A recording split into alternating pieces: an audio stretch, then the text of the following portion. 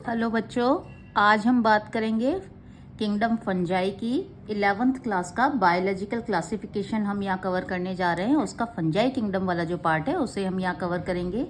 जो kingdom fungi है उसको हम माइकोटा भी डिवीज़न भी कहते हैं, ठीक है, माइकोटा भी कहते हैं। अब हम इसकी जनरल कैरेक्टरिस्टिक्स में आज आपको करवाऊंगी। तो सबसे पहले देखिए, एक थंब रूल बना लीजिए कि जब भी हमें कभी भी जनरल कैरेक्टरिस्टिक्स पढ़नी होती हैं तो मैंने ये जो पॉइंट लिखे हैं, आप भी अगर उनके अंडर में ही उन पॉइंट्स में डिस्क्राइब करके आएंगे उनके जनरल कैरेक्टरिस्टिक्स को, तो आपको फुल में से फुल मार्क्स मिलेंगे, ये मेरी पूरी गारंटी है। तो सबसे पहले हम पढ़ते हैं कि देखिए, सबसे पहले इंपॉर्टेंट क्या है। जब हम किसी भी किंगडम को पढ़ रहे हैं, एक किंग है, उसकी पूरी किंगडम है, तो उसकी प्रजा रहती कहाँ है, उसका किंगडम है कहाँ कहाँ, तो ये मतलब हैबिटाट। तो इसका जो हैबिटाट है फंजाई, वो बेसिकली फंजाई आपको वार्म क्लाइमेट में मिलेगी और गर्म होने के साथ साथ ह्यूमिडिटी होनी चाहिए। आपने देखा होगा ना, बारिश के दिनों में जब ह्यूमिड होता है एनवायरमेंट, तो ब्रेड वगैरह जल्दी रॉटन होती हैं और फंजाई जल्दी लगती है हर चीज़ पे।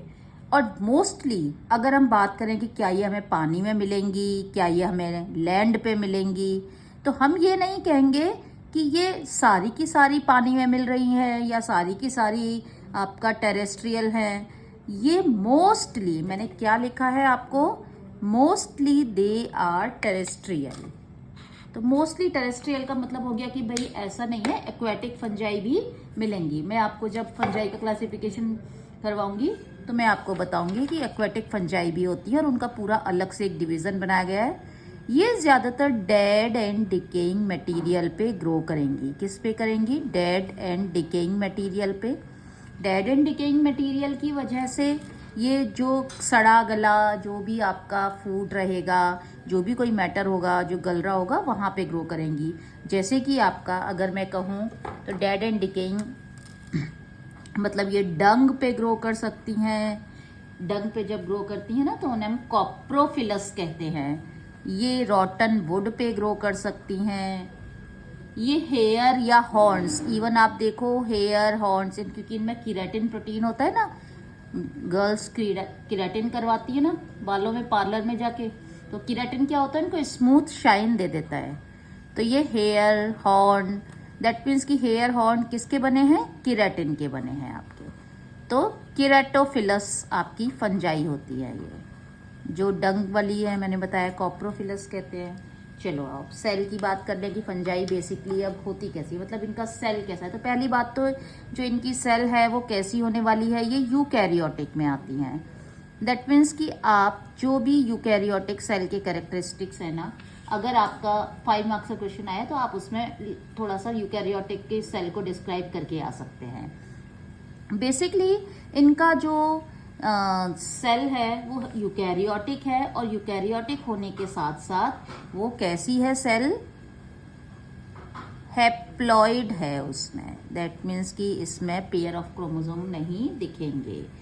और साथ में ये जो सेल टू सेल ज्वाइन होके, जब फंजाई पता है एक सेल दूसरी सेल ऐसे लेंथ में मिलती है ना, तो ये पूरा एक थ्रेड लाइक स्ट्रक्चर बनाती हैं। कैसी स्ट्रक्चर बनाएंगी ये पूरी ऐसे, एक सेल का न्यूक्लियस बना देते हैं, दूसरी सेल इसका न्यूक्लियस बना देते हैं, तीसरी सेल, इस तरह से ये cell to cell linear arrangement पे रहती है। ये धागे जैसी थ्रेड लाइक स्ट्रक्चर मिलती है और इसी हम थ्रेड लाइक स्ट्रक्चर का नाम हम हाइफा कहते हैं। सिंगल है तो हाइफा, प्लूरल है तो हाइफी। अब सिंगल तो मिलेगा नहीं तो हाइफी ही कहेंगे।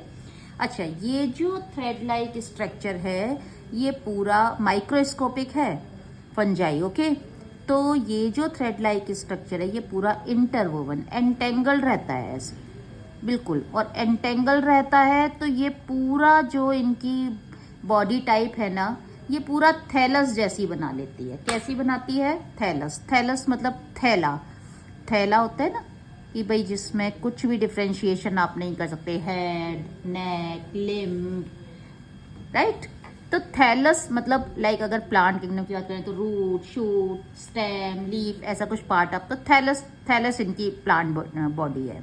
और ये जो थैलस है उसमें बहुत सारे ये जो हाइफा है ना थ्रेड लाइक, ये ऐसे उलझे हुए रहते हैं और इस हाइफा को जब ये उलझा हुआ ग्रुप में रहेगा ना तो इसे हम कहेंगे माइसीलियम। क्या कहेंगे इसे हम? इसे हम कहेंगे माइसीलियम। और ये जो माइसीलियम है, ये ही माइसीलियम बहुत जल्दी जल्दी स्प्रेड होता है जैसे इसको वार्म एंड ह्यूमिड कंडीशंस मिलती है। तो अच्छा, इसकी ये जो सेल है ना, ये यूनिन्यूक्लिएट भी हो सकती है और मल्टी न्यूक्लिएट भी हो सकती है। और इसका जो हाइफा है उसके बीच में, अब क्योंकि सेल टू सेल कनेक्शन कैसे होगा, तो सेल से सेल कनेक्शन के लिए अब मैं इसको थोड़ा सा ऐसे इलेबोरेट करके थोड़ा बड़ा करके बताती हूँ। तो एक सेल दूसरी सेल से, देखो मैंने कैसे बनाई है, पूरा मैंने गैप नहीं बनाया है। एक सेल दूसरी सेल से बीच में एक गैप है और इसी को हम कहते हैं पोर। तो इनके ये जो सेप्टम है ना, इसमें पोर्स होते हैं। तो इस तरह से ये कम्युनिकेट करता है, पूरा हाइफा की जो सेल है वो एक दूसरे से कम्युनिकेट करती हैं। अब आ जाते हैं कि इनका थैलस बॉडी टाइप है, हैप्लॉइड है, सब कुछ हो गया। अब इनकी सेल वॉल पे आते हैं। अब इनकी सेल वॉल कैसी है? इनकी cell wall fungal cell wall है। फंगल सेल वॉल लिख सकते हैं आप, या फिर आप क्या लिख सकते हैं, आप काइटिन भी लिख सकते हैं। मतलब इनमें सेल वॉल किसकी बनी होती है? काइटिन की। एंड काइटिन क्या है? काइटिन खुद एक ना अमाइनो एसिड है, ना ये आपका फैट है, ये खुद एक पॉलीसेक्राइड है। और पॉलीसेक्राइड का मतलब आपको पता है ना, कॉम्प्लेक्स कार्बोहाइड्रेट हो गया। अगर कोई आपसे पूछे कि भाई सेल वॉल क्या सभी में काइटिन की बनी होती है, तो देखो बायोलॉजी है, it is full of exceptions. Okay, तो यहाँ पर हम अगर एक्सेप्शन की बात करें तो हमारी जो पाइथियम और फाइटोफथोरा है, जो कि हमारे सेल्यूलर सेल वॉल को बियर करते हैं। तो Pythium and Phytophthora late blight of potato भी कॉज करते हैं। इसके कई स्पीशीज, जीनस फाइटोफथोरा इन्फेस्टेंस। तो ये यहाँ पर आपकी सेल्यूलर सेल वॉल मिलेगी। ठीक है, सेल्यूलर का मतलब है सेल्यूलोसिक, सेल्यूलोसिक सेल वॉल मिलेगी। और साथ ही साथ में कुछ ओमाइसिटीज के मेंबर्स में भी सेल्यूलोसिक सेल वॉल मिलेगी। न्यूट्रिशन पर आते हैं। 5th पॉइंट, न्यूट्रिशन कैसा है? तो न्यूट्रिशन इनमें भाई हेटेरोट्रॉफिक है, क्योंकि सबसे इम्पोर्टेंटली फंजाई के पास क्लोरोफिल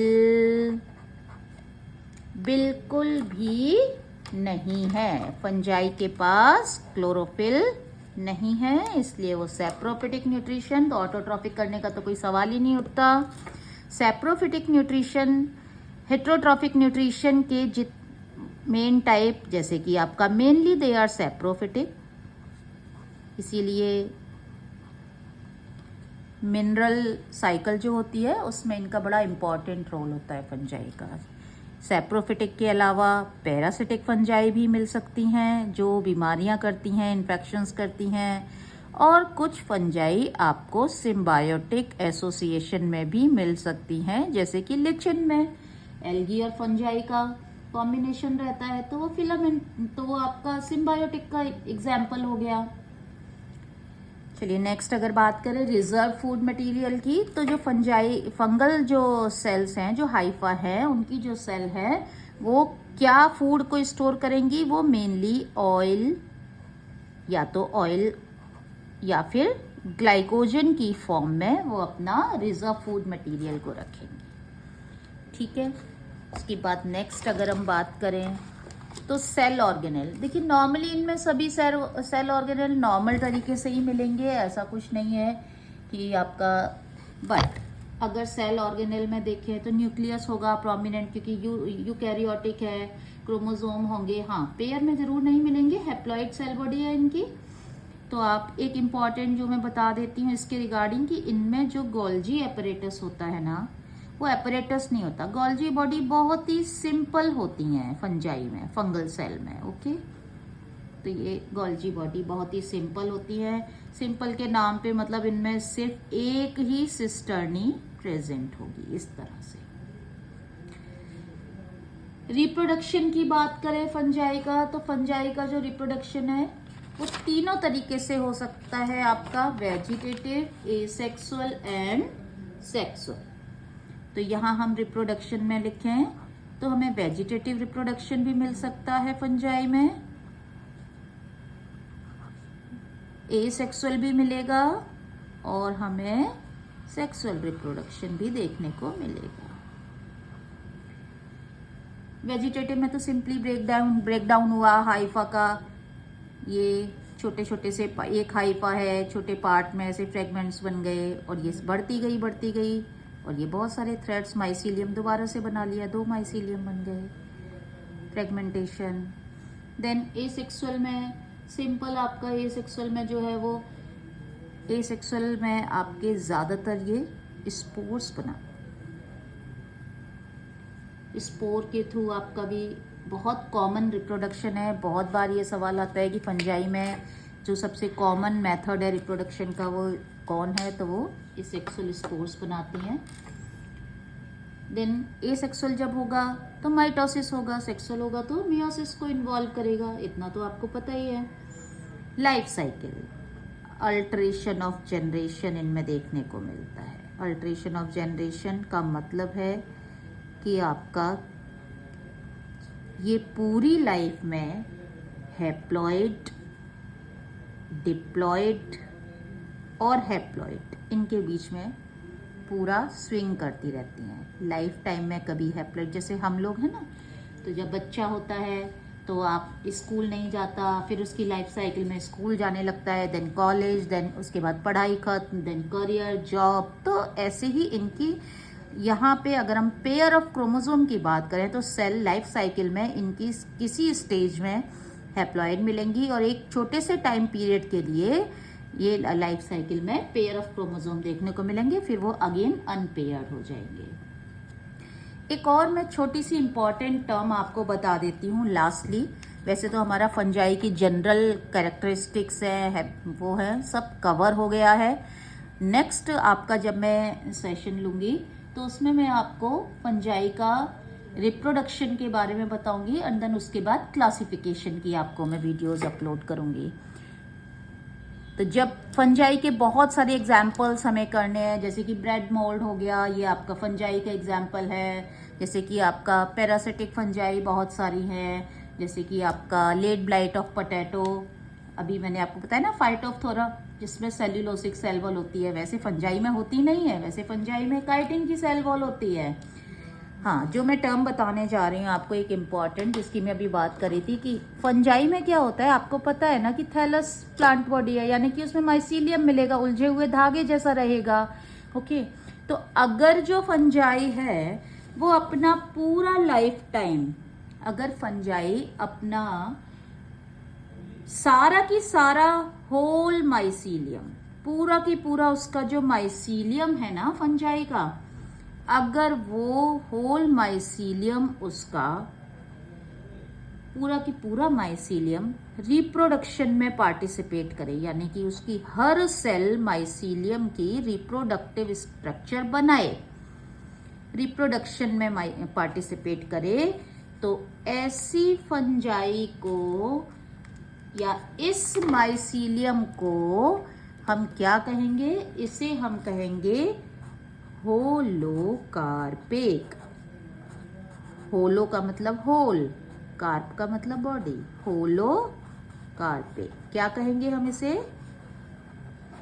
होलोकार्पिक। और अगर कुछ ही माइसीलियम में फ्यू हाइफा, ठीक है, फ्यू हाइफी, पूरा माइसीलियम नहीं, सिर्फ माइसीलियम का छोटा सा पार्ट, वो रिप्रोडक्शन में पार्टिसिपेट करे। भाई दो ही तो सिचुएशन हो सकती है, या तो होल माइसीलियम रिप्रोडक्शन में पार्टिसिपेट करे या फिर कुछ फ्रैक्शन ऑफ माइसीलियम, कुछ माइसीलियम के कुछ पार्ट पार्टिसिपेट करें, तो उसे हम कहेंगे यूकार्पिक। क्या कहेंगे, यूकार्पिक फंजाई। तो होलोकार्पिक एंड यूकार्पिक आपका एक छोटा सा पॉइंट मैंने आपको यहाँ पे कवर कर दिया है। ये कई बार आपका नीट में पूछ लेता है। तो आज के लिए बच्चों बस इतना ही। होप आपको बहुत अच्छे से समझ में आया होगा कि आपको जनरल कैरेक्टरिस्टिक्स फंजाई के लिखने कैसे हैं। अब मैं उम्मीद करती हूँ कि आपका एक भी नंबर नहीं कटेगा फंजाई अगर आ जाता है किंगडम तो।